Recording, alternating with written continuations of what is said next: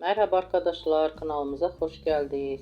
Bugün sizler için iki harika oyuncumuz Neslihan Atagül ve Burak Özçivit'ten güzel ve yeni paylaşımlar sizler için hazırladık. Onlar Kara Sevda dizisinde birlikte rol almış ve herkes tarafından çok beğenilmiştir. Biz de sizler için onların güzel fotolarını hazırladık. Bu videoların devamı gelmesini istiyorsanız kanalımıza abone olup yorum yazmayı unutmayın. Herkese teşekkürler.